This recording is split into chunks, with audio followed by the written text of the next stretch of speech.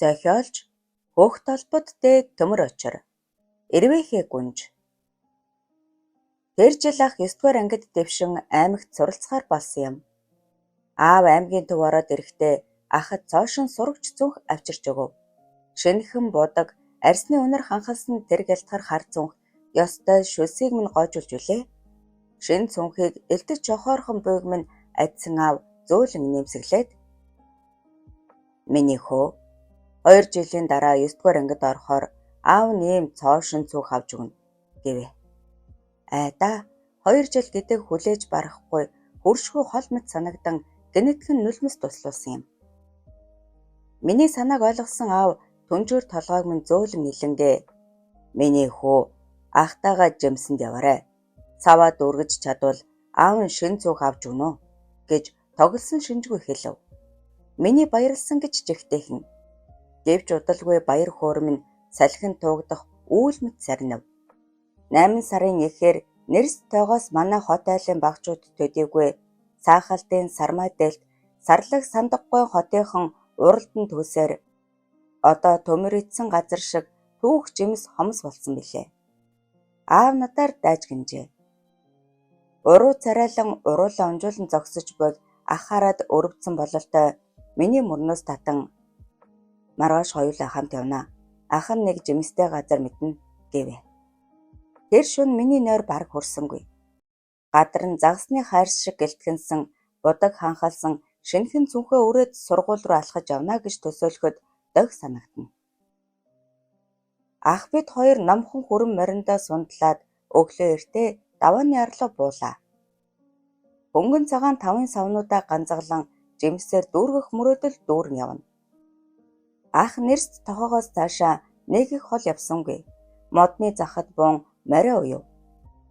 Жимс түүхээр яарч буй миний сэтгэл догдлон аха одоо хаанаас дүүх вэ гэхэд ах толгоогоо майжин энэ хавьдал байх ёстой доо. Үүрэн сүлд занаа шувуу жимс байгаа газар бөөгнөрдөг юм. Шууд жиргэхийг сайн сонсорой. Хоёулаа салж авъя. Төөрөхгүй тулд би биенийхээ барааг харан нэрээ дуудалцаж явна шүү гэж том хүн шиг хэрсүү зан гаргав. Хоёул ганцганаасаа саваа тайлж аваад хоёр тишээ саллаа. Уг нь жимс ургадаг газар боловч гай төдгөр дараа юу гэмээр нэрмэж орхижээ. Бас л хэн нэгэн өрсөд түүчгэж. Шин цүнхтэй болох мөрөөдөл талаар болсонд уур цухал хурж урам хугарав. Намайг тохуурхах мэт өнгөнгийн ирвэхэд тойрон ниснэ. Би саваагуудан малгайгаар савчиж нэг гоёмсог шар цоохор ирвэхийг дарж авлаа.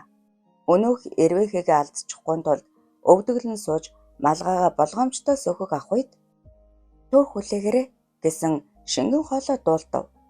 Чимээ гарсан зүг өндийн харвал нэг охин ойртон буй айсвэ. Зүс үзээгүй ганган бошинцтай дэгжин охин дөтлөн ирээд их л нүрэмгий. Сайн байна уу? Юу хийж байна? Гэхэд үл таних хөөхөн охиноос ичиж балмагдан ухсгэн босож өмдөөг өгөөд сайн гэж аман дотроо бовтнаад нусаа шорхитал татав. Миний хөгийн байдлыг шоолох мэт охин амаа даран жиг инингээ чи яагаад сандраад байна гэхэд би сая л сэхэ орж хоолоогоо засаад жимс дүүж байна гэж цаваа дуугаар хэлв. Охин илгээ даран иг маггүй хөхрөн. Би бүрч хөгийн байдалд орлоо. Охин сая нэг урт амьсгаа аваад ямар ч жимсгүй газар ямар жимсээ түүгээд байна. За тэр ч яах вэ? Хоёулаа танилцъя гэд гар сонгов. Түүний гараас атгах мөчөд хамаг би халуу дүгэн яг л тэнгэрт хөөрч байгаа юм шиг санагдана. Арьсан тулбраа зөөлөн мойл хархан нүдтэй бомбор хазартай охин яг л үлгэрийн гүнж мэт харагдана. Би хэсэг үлгэртэд сая нэг сэх орж чи хаанаас ирэв? Би угаасаа энд байдаг гэд ялдам инээмсэглэв. Огт зүс үзээгүй хөөрхөн охин эзгүй газар ганцаараа явж байна гэдэг байж боломгүй. Арай нөгөө сүнс сүдэр ойн савдаг энтер биш үз гэж бодохоос би зарсхийн нуруу хүй торгоод эхлэв. Миний санааг таасан мэт охин инээмсэглээд би хүн бишээ. Эрвээхээ гүнж. Цэцгсэн шүүдрээр ундаалж нарны гэрлэр тэжээгдэж салхинд тэврүүлдэг гэвэ. Би бүр алмарч орхив. Сандран эргэж харвал номхон хүрэн морь маань модноос уяатай сүүлээс савч зогсно. Баруунхантай ах чихээ гараараа гумбайлан гэлжин зогсно. Шувуудын жиргээг чагнаж буй мэт. Бид хоёрыг анзаарсан шинж алга. Би зориг орж чи эрвэхөө гүнж гэдгээ яаж бодлох юм гэж цовоо дуугаар асуухад би чамд жимстэй газар үзүүлээ гэд хариу хэлэх завдалгүй гараас минь хөдлөв. Би хойш ухрах гэсэн боловч овсдуулсан мэт даглаа. Гэнэтхэн цэцэг алгалсан эрвээхэд бужигнсан нуг харагдав.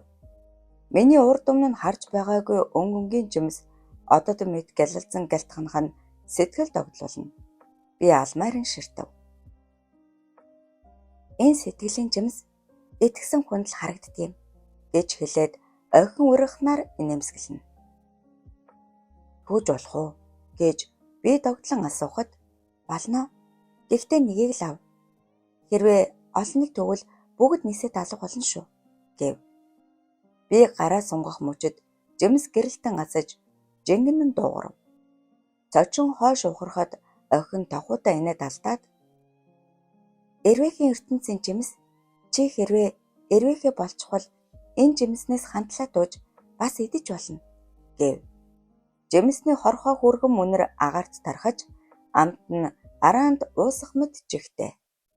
Миний сониучсан хөдлөн чи намайг эрвээхээ болгож чадах уу гэхэд охин мойл хархан нүдээ эргэлдүүлэн сормосоо дэрвэлзүүлэн гараа савчих нь яг л нисэх гэж далавчаа дэлгэн буй эрвээхээ шиг харагдав.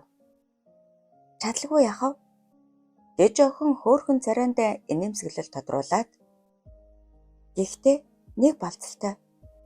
Чи 3 хоног эрвээхээ болно. Эрвээхийн цаг хугацаа өөр. Танаа энтхийн 3 цагтаа тэнцэн. Чамд таалагдвал чи тэндээ үлдэж болно. Эс таалагдвал буцаж болно гэв. Би зөвшөөрөн толгой дахив. Тэр мөчөд охины нуруунаас гэнэтхэн хос далав журган миний гараас шүрв. Хоёр далны хооронд халуу дуугаж эхэлснээ удалгүй жигтэйхэн захтнав. Надад бас далавж ургажээ. Өдөө модны хонглоор нэвт гарч эрвээхийн ертөнцөд домбон орхон тэр. Эрвээхээ болсон эхний өдрөө баяр хөөргийг үгээр хэлхэн аргагүй. Анхлам цэцгэс амтд жимсний оронд дураараа цэнгэн өдөржин баясан нисэв. Олон эрвээхийн дунд ороод мөнөөх гүнжээсээ төрж орхижээ. Одоо намайг аргал туу, усан дав, ургаа эргүүл, туглаа хаш, зэлээ малт, дүүгээ хар, морой аргамж гэж хинч хэлэхгүй. Бас загнаж зэмлэхгүй. Би өөрийн эрх дураараа. Үдэш модны хонголд хоног төөрүүлнэ. Маргааш нь сонирхол буураад ирэв.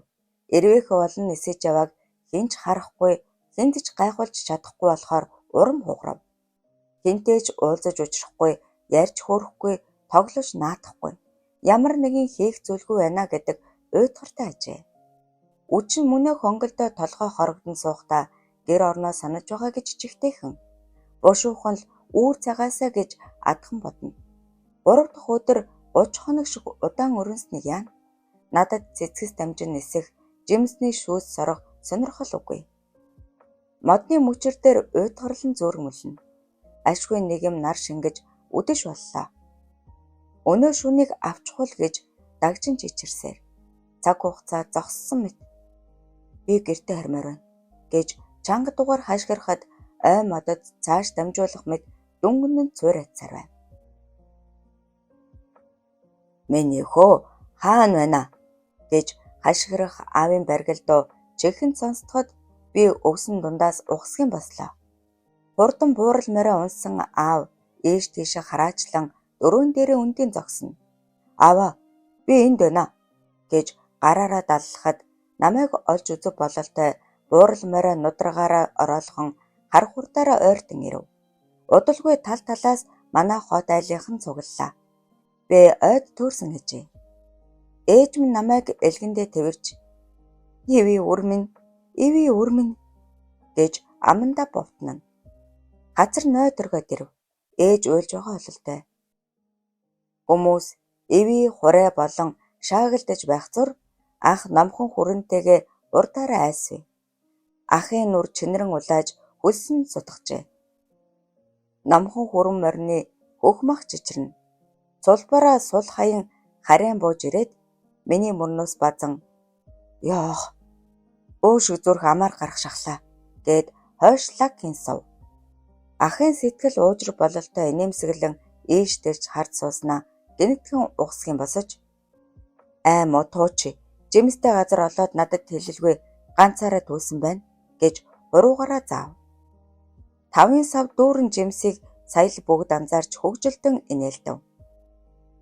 Аав миний толгойг өхөөрдөн илээд "Эр хүнхөө, аав нь шин зүнх авч өгнө" гээд тал шагнан инээмсэглэв. Ахтайгаа сундлан гэрийн зүг хөдлөхөд нэг шар цоохор ирвэхээ намайг өдөн гаргах гэсэн мэт тойрон эргэлдэн ойн гүн рүү нисэн оров. Би энэ нууцаа хэнд ч хэлэхгүй хав дарахаар шийдсэн билээ. Төгсөв.